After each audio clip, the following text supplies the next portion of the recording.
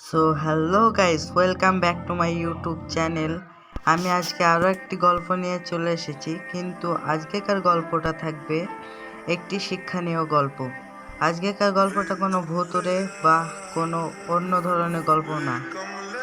আশা করি আপনারা বুঝতে পারছেন এবং আপনারা অবশ্যই কমেন্ট করবেন একটা করে কেমন লাগলো গল্পটা, এবং লাইক সাবস্ক্রাইব অবশ্যই করবেন।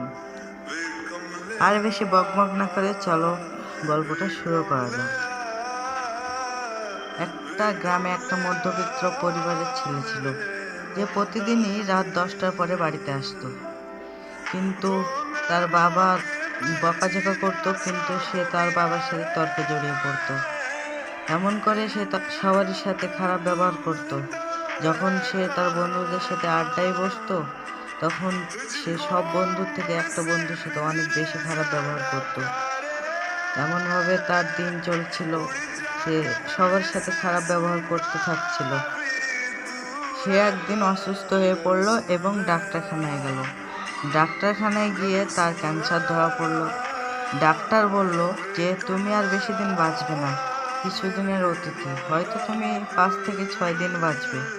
তখন সে প্রতিদিনকার মতনই সেদিনও রাত 10টার পরে বাড়িতে ফিরল। কিন্তু অবাক করা বিষয়, আজকে তার বাবা তাকে অনেক গালি দিল, কিন্তু সে গালিটি মন ভরে শুনল এবং ভাবল যে এটাই হয়তো আমার বাবার শেষ গালি। আমি হয়তো 2 দিন পরে আর আমার বাবার গালিটা শুনতে পারবো না। তারপরে তার মা যখন তাকে খেতে ডাকছিল, সে সঙ্গে সঙ্গে চলে গেল এবং তার মার কাছ থেকে ভাতের প্লেট নিয়ে মন ভরে ভাতগুলো খেয়ে নিল এবং মনে মনে ভাবলো যে এটাই হয়তো আমার মায়ের হাতে শেষ ভাত খাওয়া। এরপরে হয়তো আমি আর এইরকমভাবে ভাত খেতে পারবো না। এটা মনে করার কারণ হলো সে কোনোদিনই এরকমভাবে এক কথায় ভাত খেতে রাজি হয়নি এবং খায়ওনি অনেক দিন। তারপরে সে প্রতিদিনকার মতনই সে বন্ধুদের কাছে আড্ডায় গেল এবং সে যে বন্ধুটাকে সব থেকে বেশি গালিগালাজ করতো, যার সাথে সব থেকে বেশি খারাপ ব্যবহার করতো, সে বন্ধুটা তাকে একটি গালি দিল। কিন্তু সে আজকে গালি দিল না। অন্যদিন তাকে একটা গালি দিলে সে একটা গালির বদলে আরও 10টা গালি সে বন্ধুটিকে দিত, কিন্তু আজকে সে সেই বন্ধুটিকে জড়িয়ে ধরে কেঁদে দিল এবং বলল, ভালো থাকিস দোস্ত। তারপরে এমনভাবেই তার দিন চলতে লাগলো এবং সে 1 মাস পরে আবারও সেই ডাক্তারখানায় ফিরে গেল এবং ডাক্তারকে বলল যে আপনি কি আমাকে কোনো গ্যারান্টি দিতে পারবেন যে আমি আর কতদিন বাঁচব? ডাক্তার তখন বলল, আসলে আমি সেদিন যে কথাটা বলেছিলাম আপনি আর কিছুদিন বাঁচবেন, এটা আমি পুরোটাই মিথ্যা বলেছিলাম। আর মিথ্যা বলার কারণ একটাই, যে আপনাকে বদলানো।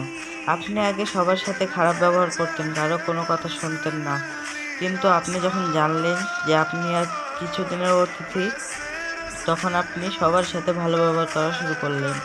যে বন্ধুটাকে আপনি প্রতিদিন অবহেলা করতেন, গালি দিতেন, এমনকি তার সাথে মিশতেন না ভালোভাবে, কিন্তু সেই বন্ধুটিকে আপনি আজ অবহেলার জায়গায় ভালোবাসা দিচ্ছেন।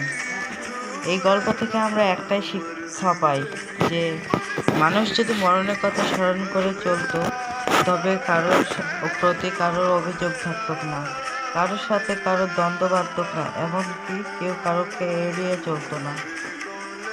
আপনারা চেষ্টা করবেন মরণের কথা মাথায় স্মরণ রেখে চলার।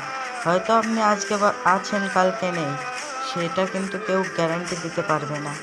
আশা করি আপনারা বুঝতে পারছেন। আমার গল্পটা আজকেকার জন্য এতটুকুই।